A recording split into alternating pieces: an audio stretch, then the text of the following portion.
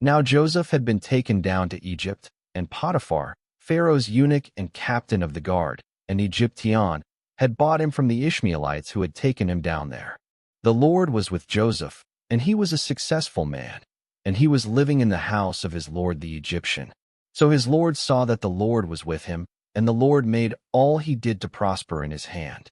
Thus Joseph found grace in his sight, and was pleasing to him. Then he made him overseer of his house, and put everything he had under Joseph's authority. So it was, from the time he made him overseer of his house and all he had, that the Lord blessed the Egyptian's house for Joseph's sake, and the blessing of the Lord was on all he had in the house and in the field. Thus he left all he had in Joseph's hand, and did not know what he had except for the bread he ate. Now Joseph was handsome in form and appearance. Then it came to pass after these things that his lord's wife cast longing eyes on Joseph, and she said, "Lie with me." But he refused and said to his lord's wife, "Look, my lord does not know what is with me in the house, and has committed all he has to my hand. There is no one greater in this house than I, nor has he kept back anything from me but you, because you are his wife.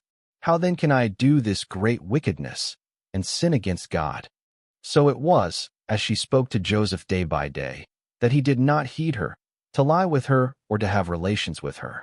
But it happened about this time, when Joseph went into the house to do his work, and none of the men of the house was inside.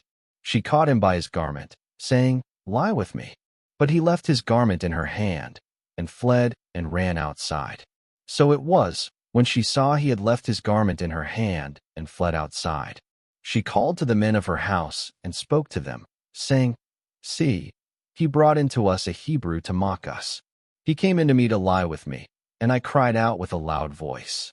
Thus it happened, when he heard that I lifted my voice and cried out, he left his garment with me, and fled and went outside. So she kept his garment with her until his lord came home.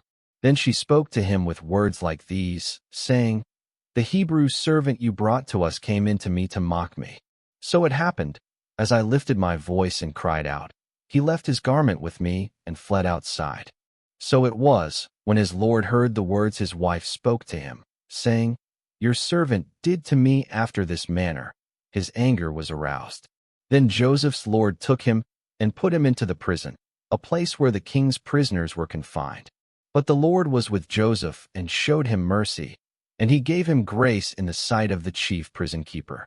So the chief keeper of the prison put under Joseph's authority both the prison and all the prisoners, and whatever they did there. The chief keeper of the prison did not look into anything under Joseph's authority, because the Lord was with him, and whatever he did, the Lord made it prosper.